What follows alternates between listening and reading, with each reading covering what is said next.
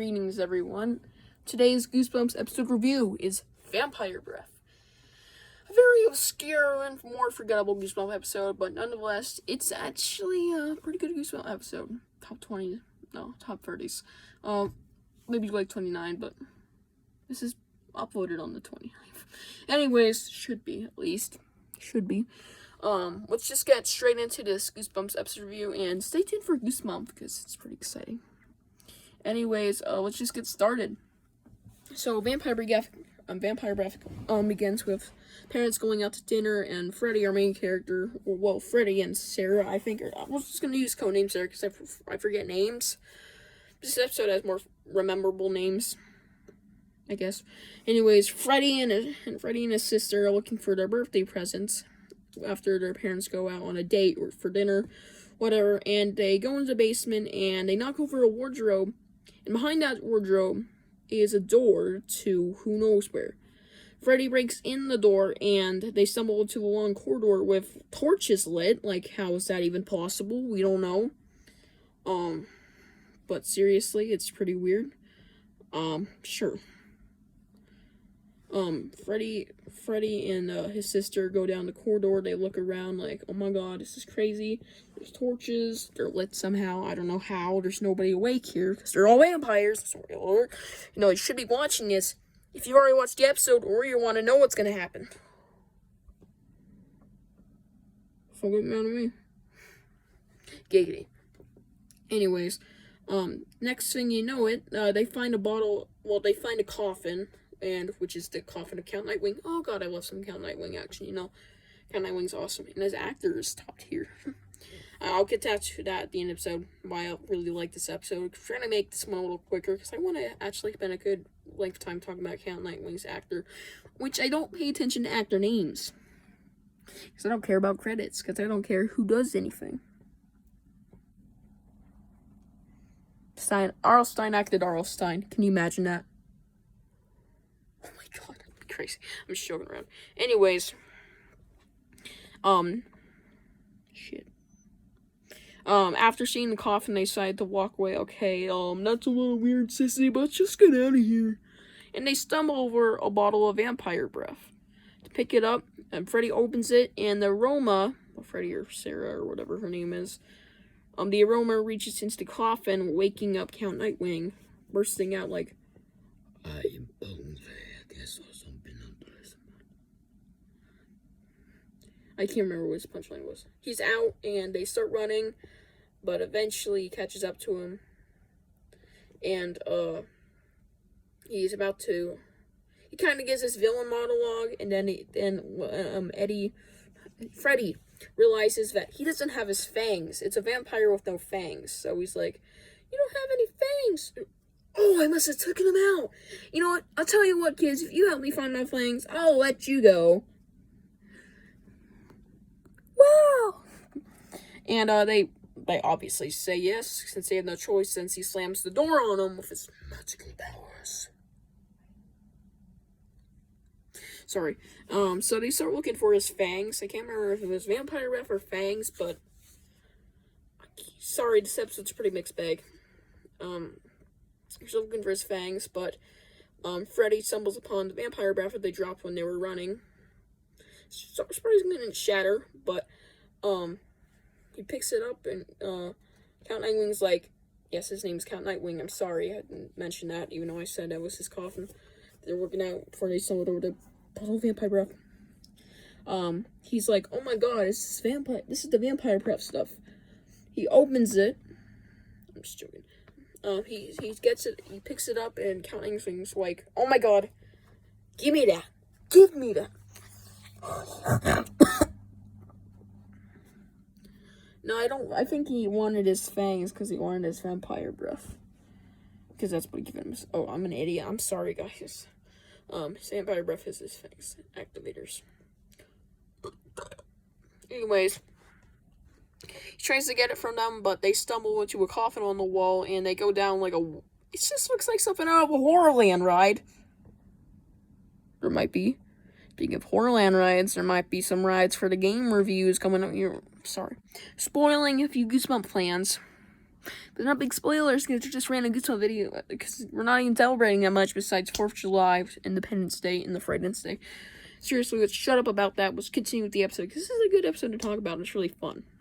Anyways, they go down the coffin ride, or whatever you want to call it, and they stumble into the underworld. Since he does say he is the king of the underworld, he's a vampire. You know, it sounds like he should be, like, something out of Army of the Dead, a skeleton man or something, but sure. I recommend Army of the Dead. Really good book. Or, not book. Movie. Really good movie. It has been on the bottom of my foot.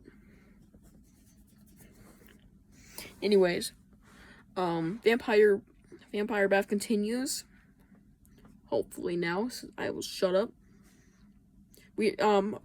Freddy and his sister are now in the underworld, and they're like, oh my god, what are we gonna do? And there's a bunch of coffins everywhere, until they hear a female voice in the distance, and she comes out and she's like, oh my god, I'm kind of like their slave, you know, so you gotta help me, bro. And Freddy and his sister are like, okay. Anyways, they sort of help her, and first things first, they gotta look for the vampire breath. And she tells them about the Count Nightwing and his stuff, and she says that the coffins are empty, coming in handy later. For now. You know, we don't see them get filled up yet. Anyways, they find the vampire breath, but not before Count Nightwing can make his appearance down here. She kind of stalls so they can hide in a coffin. They each hide in a coffin, but he finds Freddy's sister. Count Nightwing finds Freddy's sister, and she's the slave girl is just kind of standing there like, really, what am I gonna do? Sounds a lot like fucking Familiar shit. Manipulation, like, I'm a good guy, no, I'm a bad guy. Familiar, I'm not Brony. Anyways, so he's like, you better come out, or this girl gets it. Ooh, and she was the one with the vampire breath, I think. No, she wasn't. And he's like, come out, give me my vampire breath, and I'll give you your sister. Ooh. And he comes down, he's like, you want this? Come and get it. But drop my sister, come and get it. Drop my sister, you vampire breath history, come get it. So he drops his sister, and Count Nightwing's just running at him. Not before he can throw it to Little Miss Slave. Little Miss Slave is servant today, but it's a vampire lover, I guess. And she picks up the bottle. Well, she grabs the bottle midair, and she's like, I'm a vampire. She's revealed to be a vampire, too. And that's why she speaks master to him. I guess she's one of his vampire slaves. She is a slave, but she's a vampire slave. Big reveal. Big surprise. And, now, they're kind of running from Count Nightwing. But this is like their chance, because he's like, oh, now I have to fight this girl. Oh, you're gonna get it. You're gonna get it. Oh, boom. And, he turns her into, like, a cockroach beetle. I think it's a beetle. A roly-poly. That's what I think it is. It's just a bug, okay, guys? Anyways, they're running up the coffin ride. Freddy and his sister. They make it out into the house, where the parents are like, what's going on? Where are you guys running? They just got home. And, big surprise, they start rambling. Oh, there was a secret passage. There was a vampire. There was a girl. There was this breath in a bottle who gave him fangs. Oh my god, it's crazy. There was this coffin. Oh my god. Also, we were looking for our birthday presents. And then the vampire comes in the house like, what's going on? Is that my daughter? And then we get to reveal, which is a really good reveal. A really good reveal. I love this. It's actually one of the best endings. That Count Nightwing is their grandpa. And that's why he's living in the house. Because he's technically he is their grandpa.